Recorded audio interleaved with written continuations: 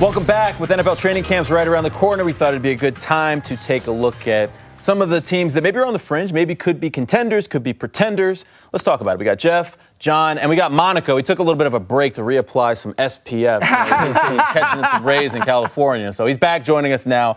Let's jump right into this, boys. With the Eagles playing in the worst division in football, Jeff, are the Eagles contenders or pretenders? Remember, just added A.J. Brown. Big pickup for them. That's a great pickup, man. I'm going contender. I'm going pretender, and not just because I'm a Giants fan. Everybody in the NFC East is a pretender until further notice. Like, they beat each other up to have sub-500 records. This is the first time in a while where I feel like we actually had over 500 records that made it to the playoffs, right? But you know, I think what you said, A.J. Brown, they have a solid squad, but what's going to happen in November and December when you got to play the rest of the division and no one cares. You could be tanking. The NFC East doesn't care. Once you see them, they're ready to spoil the party. So the whole division are pretenders to me until further notice. So regardless, they're pretenders. John. Yeah, I'm pretender. I think they're a contender in the NFC East, but what does that mean? Further along, what does that mean? Further along, I can't see it. You know, they got some offensive weapons, and they're going to go as Jalen Hurts goes. I'm excited to see that progression. I think this is the year that they said, hey, look, we take us there. And, you know, they got a nice O-line as well protecting them, so it's time for them to do something. But I feel like every NFC East quarterback is it's time to take it there. I feel like everybody's in that strug, right? But I think Jalen Hurts gets a bad rap. Monaco, what do you think? They gave him Brown. You know, it feels like if there was a time for the Eagles to take a step forward and be a contender, this is the year. I'm telling you, Glaze, this is a team that's a contender. How do we say that they're not when they were the best rushing team in the NFL last year? I'm about to give you guys a Napoleon Dynamite throwback on a Wednesday. Fly Eagles fly.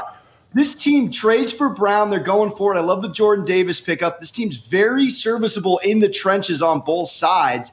And when you add in Brown, my goodness, if Miles Sanders can just stay healthy and be serviceable, this team can win 9-10 games. Also, you add the combo of the NFC East and the top 3 easiest schedule next year. They get to play the Lions, the Bears, couple cupcakes. I think this team's headed to a wild card, my friends. All right, let's talk about the Raiders next with the ultimate pretender, Derek Carr. In my opinion. But, you know, look, he got Devontae Adams now, right? Probably the best receiver in football. So. Listen, they're not going to be an easy out. So are we looking at the Raiders as contenders or pretenders for this upcoming season? Oh, man, you give me the black chains. Give me the chains and the Viking helmets. I'm in the black hole with y'all. I'm contending. Yeah. I'm going contending with the Raiders. Devontae Adams, Derek Carr, that's the connection that narrative-wise everybody's built up. But on the field, they both, you know, 4,800 pass yards from Carr, Devonta, Pro Bowler. Still got Darren Waller right there? Right, like Hunter Renfrow. Like, they have people, and you want to talk about a war of attrition. That and AFC West is an arms race unto within itself. It's like galactic battling at this point. So I do think every one of those teams are going to be contending. It's just a matter of you can't send all 4. It's like the opposite. It's the opposite of the NFC East. Right, yes. It's the mirrorverse of the NFC East. Sure. Raiders, what do you think, John? I like the contender. I think Carr's a little underrated. I mean, he was the number one graded, properly rated, PFF graded passer between the numbers last year, and now he's got a guy that can go Darren outside. Waller, he's got to do like Darren Waller. Hey, listen. All you got to do is just be serviceable, as my boy Alex said, and I think they've got a chance. I actually sprinkled on them earlier in the season to. Win that division, man. They were plus 700. Yeah, that's nice. I mean, I think they're gonna. That's a nice bet. I think they're gonna, you know. So Monaco, John's backing Derek Carr. I think he's a fraud. I feel like we're kind of connected here. What do you think about the Raiders? I hate to do it, but I got to tell you, they're contenders. I mean, career high last year for Carr in pass yards, 6 game-winning drives. They add in his now neighbor and college teammate. You don't get that kind of chemistry very often. You saw it with Burrow and Chase. So the ceiling is definitely high for them, but they're in the most competitive division easily in the NFL. So I'm saying contenders. I think it's a 10-win team next year. All right, let's go to the AFC now and talk about the Ravens. So watch your mouth when you talk about my team now. But listen, this is a Ravens team favored to win the division now with so many questions about the Browns and the Deshaun Watson situation, the Steelers, new quarterback in their room, the Bengals. They were just playing in the Super Bowl, but the Ravens are favored. They're getting a lot of guys back from injury. Contenders or pretenders? I think they're contenders. It's a two-team race in that division, right? And Lamar, I didn't even realize, missed 5 games last year and still put up monster numbers. So I think they're solid enough. You have a stable franchise, so they know what to do when they need to do it. So, yeah, in that division, they're definitely contenders. Contenders are getting healthy. I think this is the year that they should be able to take this leap. Injuries are kind of unlucky. They've been unlucky, so I think this is the year they take that leap. And the Bengals, I think they got them this year. The Bengals, like you said, they got a little. Bengals gave them nasty work last year. They've been waiting years to beat up on the Ravens like that. Monaco, Ravens, pretenders or contenders?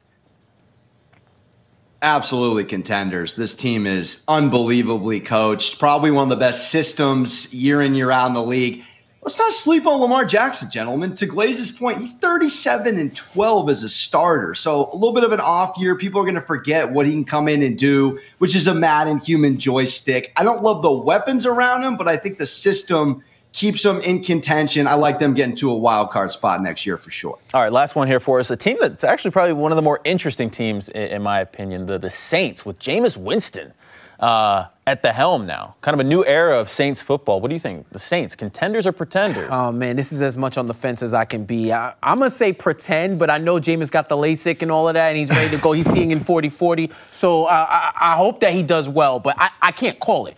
We can't go 8-8, so I'm going to say maybe 8-9 or 9-8. I don't know. Jameis is doing the workouts. You know, I see it. He's got Michael Thomas back. Yeah. He's got Chris Olave on the other side. Yeah, I am a Tampa Bay guy. I had to live through the Jameis Winston years. They're for sure pretenders. Trust me, I've seen it live in the flesh. No way. I can't go. Okay, all right. So it sounds like we're all kind of out on Jameis a little bit here. Monaco, what do you think? I'm in on Jameis. This team is a top 4 defense last year, adding, as you said, Olave. They get Jarvis Landry. They add in the Honey Badger. Jameis just needs to not turn the ball over. And as a lifetime stigmatism glasses wearer, I can't imagine the rebirth he has with 20/20 vision. Give me the Saints, top 3 easiest schedule as well to make it competitive in a lackluster NFC South. Love it, love it. How can you not be romantic about football? Right, exactly. All right, that'll do it for us. When we come back, we're going to talk some WNBA. Big night in the association with the Aces and Liberty. We're going to break down that game when the Bettor Hour comes back.